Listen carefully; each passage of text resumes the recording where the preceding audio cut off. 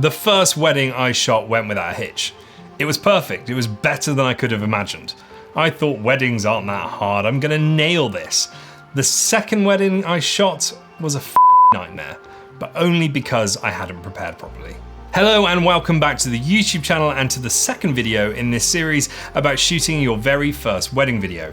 I'm really happy you decided to join me and hopefully you will learn something along the way. If you enjoy this video and want to see more, then please hit that subscribe button as there'll be a new video out every Monday at 6 PM GMT. So let's talk about the second wedding video I ever shot and how I could have avoided some of the mistakes that I made. Firstly, the actual day itself went off without a problem. All of the problems were self-inflicted. Firstly, I didn't check my SD cards before I set off, and they were nearly 3/4 full. It wasn't a problem in the fact that I had important footage on those cards which couldn't be deleted, but it was a problem because the bride was just walking down the aisle and my camera suddenly said, memory card full, and I didn't have any spares. Because I'd already shot all of the bride's prep that morning, I wasn't able to just format the memory card I was using. I had to sit and delete clips one at a time, and it took me ages, and it meant that I was missing important parts of the ceremony. I was very new to videography in general at the time and had no workflow in place to make sure that I had enough memory to capture the whole day when I walked out of the door that morning. The workflow I've now put in place is once I get home from a shoot, I immediately go to the office with no distractions going on and I meticulously copy over every piece of footage onto our server. I then make a backup of that on my main working drive, and then in turn that gets uploaded to Google Drive. If you want to see how I've got 45 plus terabytes of storage, there's a video in the description about how I do that. I do all of this the night of the wedding so I can sleep easy knowing that my footage is safe, and after I've checked that I've got everything in multiple instances, then I wipe the SD card and put it back in my case so it's ready to use on the next shoot, which could sometimes be the very next day.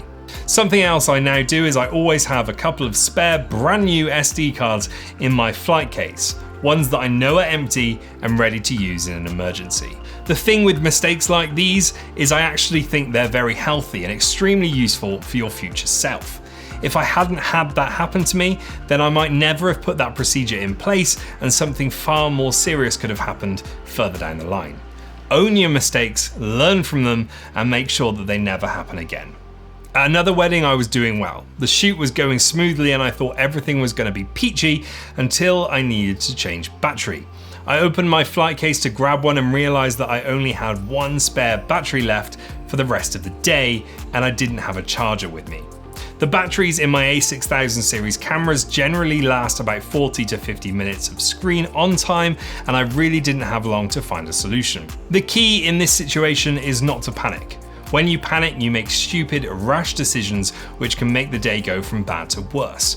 Like I said, I didn't have a spare charger, but I did have a spare camera I wasn't using, and a power bank. I started charging batteries through the camera and trying to preserve the remaining battery that I had in the camera that I was using. It was definitely a challenge, but we got through it. Just. The problem was that I'd left 4 batteries charging at home because I hadn't paid enough attention when I was packing my bag the night before. Thank God I had that spare camera, or else I would have been in real trouble. What I did to make sure that that never happened again was I went out and bought a load more batteries.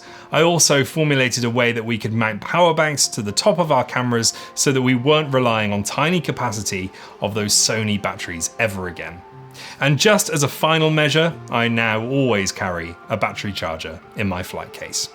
When something bad happens to me on a shoot, I always want to find a way to prevent it from ever happening again. So I've got several redundancies just in case one aspect of the solution fails on me. You can never be too prepared.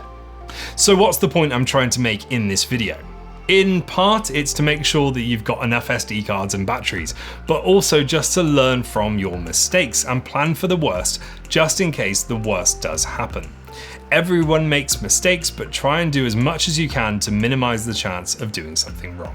Thanks for watching. If you've enjoyed this video, then please hit that subscribe button and like the video. In next week's video, I'll be talking about how it's okay to be nervous when you're shooting your first wedding. If you've got any questions or subjects you'd like me to talk about, please put them in the comment section below and I'll address as many as I can in the live Q&A at the end of the series. See you again soon. I imagine if you're about to film your first wedding, then the nerves have probably set in. If they haven't, they probably should have done.